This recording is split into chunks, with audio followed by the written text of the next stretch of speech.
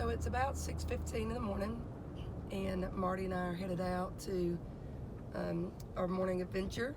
This is one of the things that made my list from the very, very beginning. Probably one of the first things that I put on my list back in February. And you just kind of have to wait. And we got the phone call this week Turn left onto County Road 490. That this was the time to go. So y'all stay tuned. It's going to be a fun day. Okay, this is my friend Alan Oakley. Hello, everybody. And hello, Robin. Okay. And today we are going to harvest some honey. Now listen, we've been talking about this since February, and you can't rush the bees. That's right. Kind of like watermelons. The bees decide when they're ready, and today we're ready. It's about 7 Today's the o'clock in the day. morning. I'm assuming we're early because of the heat. Yes. Yeah, okay. Yes. It's Alabama, folks, so you know it's about 80 degrees at 7 o'clock this morning. All right, so how many hives do we have? I have 14 hives. 14. Now, I've got a couple of questions because Okay. I don't know anything. Me either, but we'll make it up. Okay. If you don't know the answer right, just tell me whatever you think. So we're going to go in, and the honey is what the bees eat. It's their food, correct? Correct. So if we go in and we remove all of that today, what do they eat? Like, how long can they go without food? And Okay, we are going to take honey today.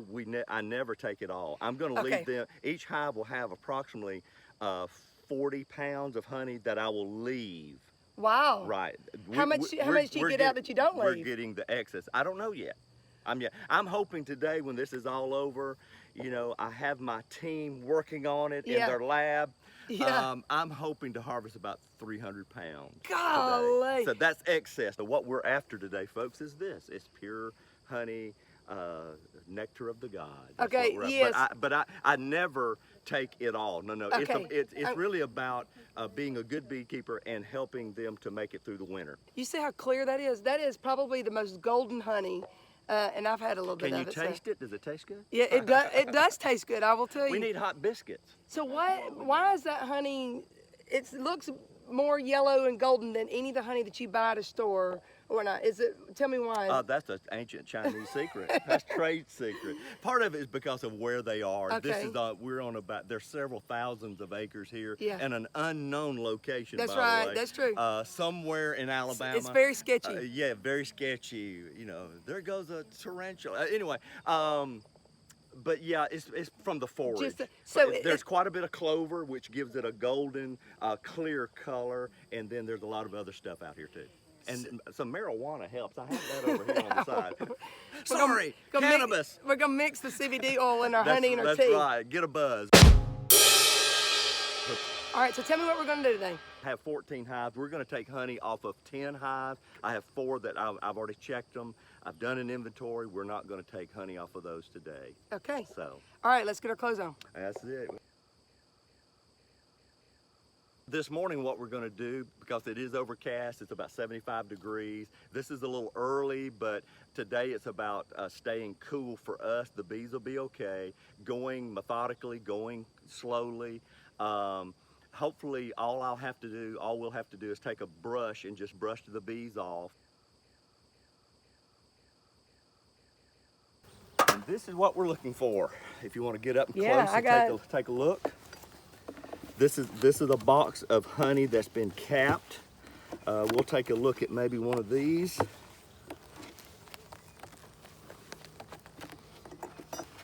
All we need is hot biscuits. That's capped That's all honey. honey, right? And there's some more that's even better than that. So, what I'll do now is take my brush and try to brush the bees off. Oh, you're brushing the bee. Okay, that Right. makes a lot of sense. If they do not want to leave the honey and for us to take it, I have a chemical called Bee Gone. It's an organic. It stinks to high heaven. Okay. The bees don't like it. It doesn't hurt them. It just makes them move off the honey. It would make me move off of the honey too.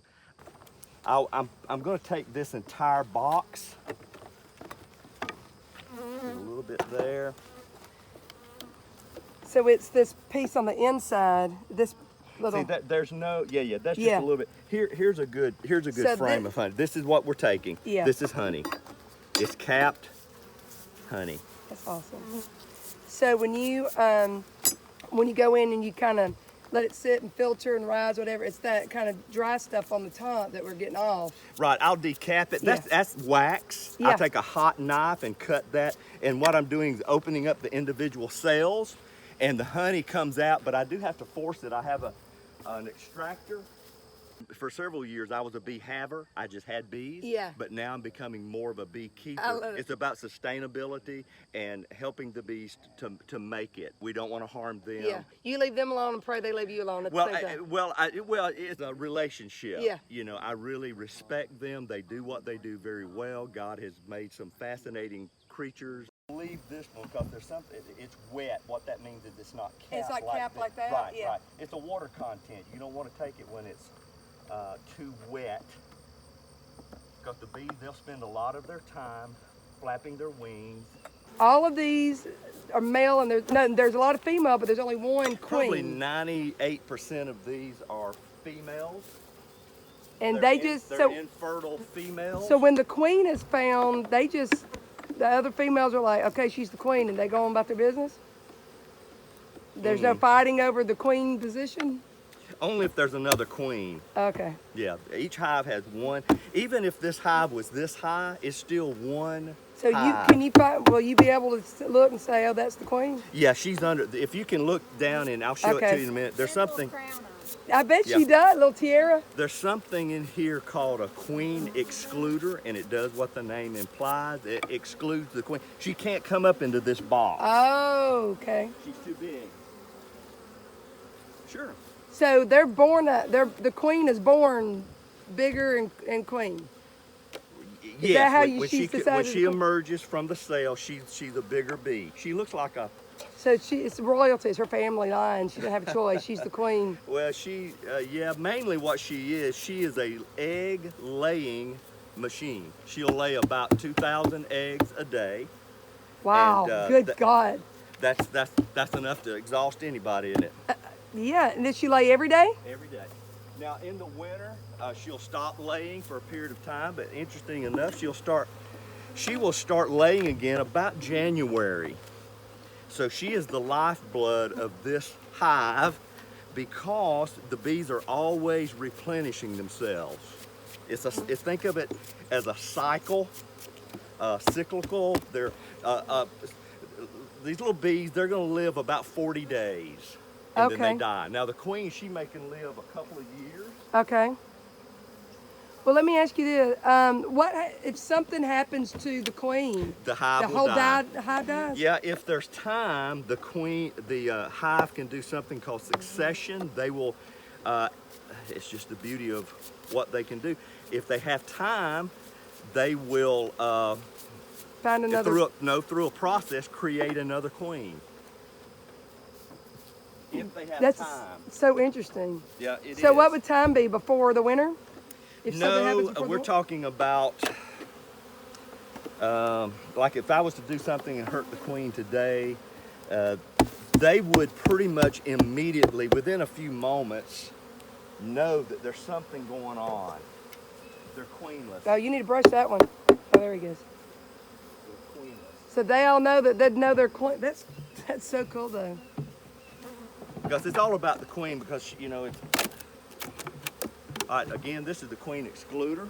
Okay. It keeps her from coming up. Is she in the second one or the bottom one? I don't know. Okay, but she could be in either one of those two.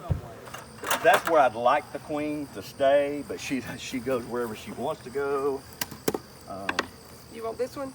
No, listen, I'll pick it up on the way out. Okay. We'll go to the next side. How are you? Just passing through. Knock on the door.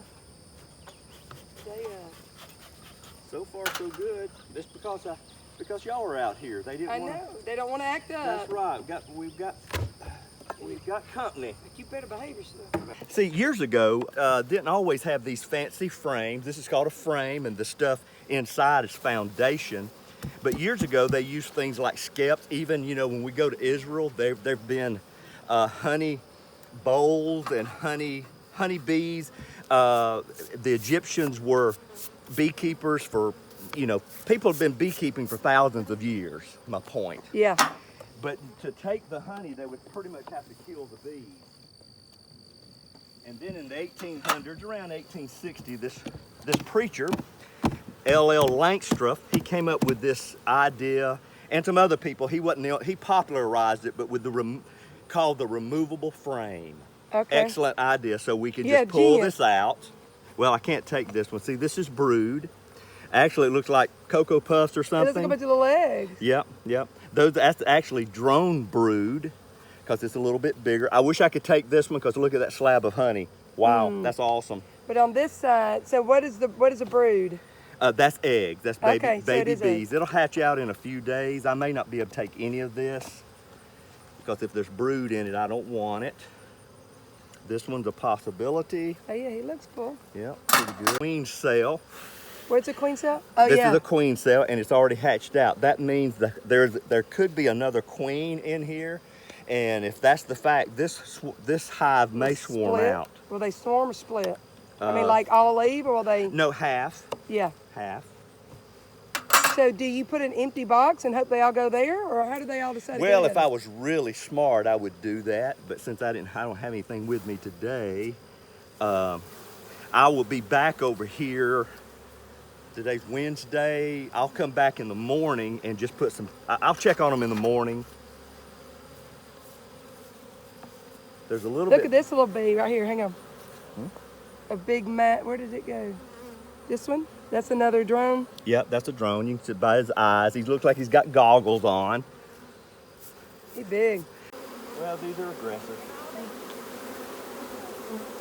Welcome to my world.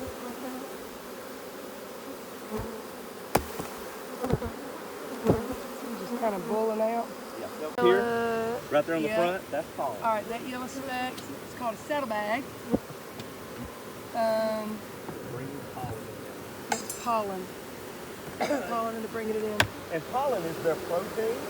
And when there's pollen, they're bringing in pollen. There's usually brood or eggs to feed the baby bees. So we've done all of these, got all the honey that you're gonna get for the day. Now what? What happens from this point on?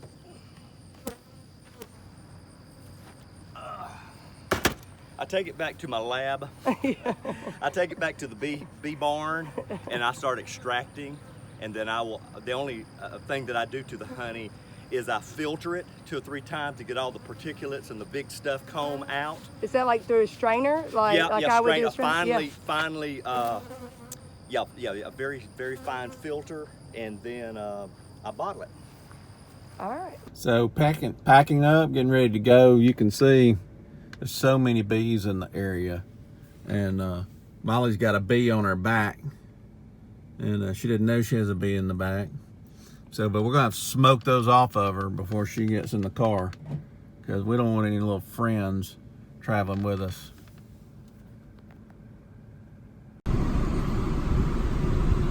Pull up to the house. Swarm of bees can only mean one thing. Alan's been out getting honey. It's honey day. Let's jar some honey. Let's get it. What I'm doing here is I'm taking this hot knife and I'm cutting the wax cappings off the frames. It exposes the honey. You can see the honey right there. It'll start coming out, which is good. And then I'll take my little scratcher over here and I'll open up the other cells. What I'm trying to do is just expose all of the cells so the honey will come out more easily when I put it in my extractor over here in just a moment.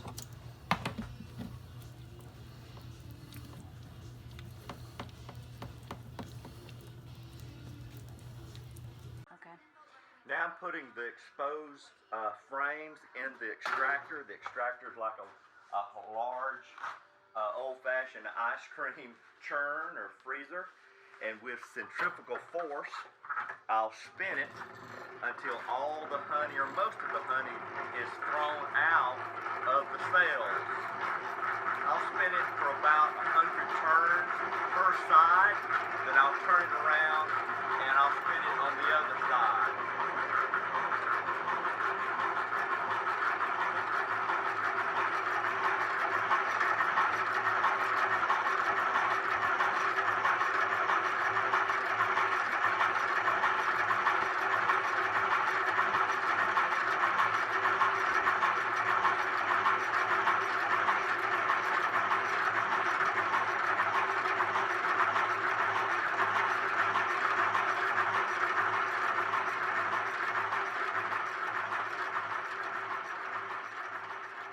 When the honey has been thrown out by centrifugal force, it slings it out.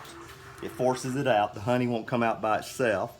So, and then what I'm doing now is I'm going to turn it around and just do the other side.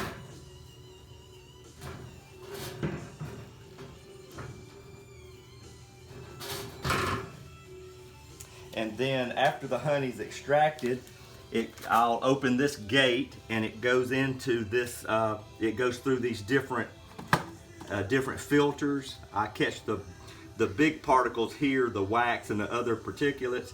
And then I have some micro size, very fine filter that I filter it through. Then after that, it just goes into the bottles.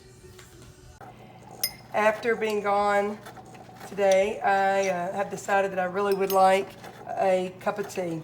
This is Alan's honey from Mount Olive, Alabama, his business. Be blessed. The prettiest honey that I got last season. Actually, this is my second jar from last season, but it's the best thing you can do to a cup of tea.